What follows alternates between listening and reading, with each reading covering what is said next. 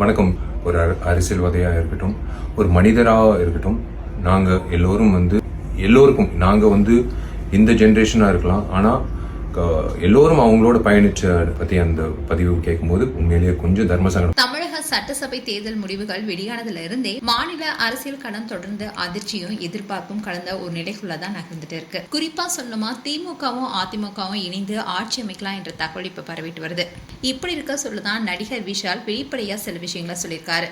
அந்த விஷயம் தான் இப்ப சோசியல் மீடியால வரலாயிட்டு வருது. தாவேகா அதிக இடங்களை வென்ற கட்சியா இருந்தாலும் கூட முழுமையான பெரும்பான்மை எட்டாதனாலேயே விஜய்க்கு மிகப்பெரிய தடையா மாறி இருக்கு. இப்படி இருக்க சொல்லதான் ஆளுநர் RV அர்லேக்கர் தரப்புல தேவையான ஆதரவு எண்கள் அதே மாதிரி ஆதரவு கடிதங்கள் இல்லாதனால ஆட்சி அமைக்க அழைப்பு விடுக்கப்படலன்னு சொல்லப்படுது. இதுக்கு எதிர்ப்பு தெரிவிக்கிற வகையில தான் விஜய் தரப்பு சட்ட ரீதியான நடவடிக்கைகளை பரிசீலித்து வருவதாகவும் தகவல் வெளியாக இருக்கு. இதனாலேயே அரசியலமைப்பு செயல்முறைகள் குறித்து அரசியல் வட்டாரங்கள்ல தீவிரமான விவாதம் உருவாகி இருக்கு. இதெல்லாம் ஒரு பக்கம் போயிட்டு இருந்தாலும் தமிழக அரசியல பெரும் அதிர்ச்சி ஏற்படுத்துற வகையில தான் திமுக மற்றும் அதிமுக இணைந்து ஆட்சி அமைக்கலாம் என்ற தகவலும் பரவிட்டு வருது. பொதுவா நேரடி அரசியல் போட்டியில இருக்கும் இந்த ரெண்டு கட்சிகளுமே இணையும் சாத்தியம் அரசியல் வட்டாரத்துல பெரிய விவாதத்தையும் கிளப்பியிருக்கு. இந்த கூட்டணியில எடப்பாடி பழனிசாமி முதலமைச்சராக பதவியேற்கலானோ, திமுக வெளியிலிருந்து ஆதரவு வழங்கலான்னு சொல்லப்படுது.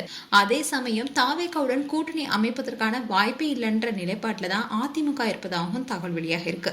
இந்த கூட்டணி முயற்சி குறித்து தாவேகா கட்சியும் கடுமையான எதிர்ப்பு தெரிவிச்சிட்டு வராங்க. மக்கள் வழங்கிய தீர்ப்பை புறக்கணிக்கிற செயலா இது அமையும்னு குற்றம் சாட்டியிருக்காங்க. தேவையான சூழ்நிலை உருவானா தங்களுடைய 108 MLA-க்களும் ஒரே நேரத்தில் ராஜினாமா செய்ய தயார்ன்ற நிலைப்பாட்டில் தான் இருக்காங்கன்னு சொல்லப்படுது. இது நிகழ்ந்தா மாநிலத்துல பெரிய அரசியல் நெருக்கடி உருவாகுங்கிறதுனால அடுத்த கட்டத்துல என்ன நடக்கும் என்ற எதிர்பார்ப்பும் அதிகரிச்சுட்டு வருது. இப்படி பரபரப்பான சூழ்நிலை தான் நடிகர் விஷால் அவருடைய சோசியல் மீடியா பேஜ்ல ஒரு போஸ்டர் ஷேர் பண்ணியிருக்காரு.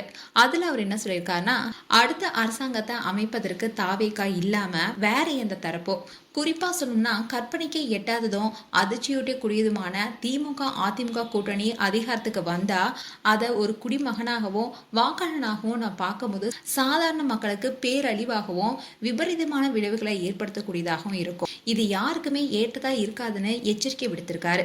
இந்த கருத்து இப்ப சோசியல் மீடியால வேகமா பரவிட்டு வருது. அதோடைய இவரோட போஸ்ட் இப்போ அரசியல் மற்றும் ரசிகர் வட்டாரங்களை தீவிரமான விவாதத்தையும் ஏற்படுத்தியிருக்கு. மேலும் உங்களுடைய கருத்துக்களை கமெண்ட் செக்ஷன் சொல்லுங்க. இது போன்ற வீடியோஸை பார்க்க நியூஸ் தமிழ் கிட்ஸ் சப்ஸ்கிரைப் பண்ணுங்க. மறக்காம நோட்டிபிகேஷன் பட்டனை கிளிக் பண்ணுங்க.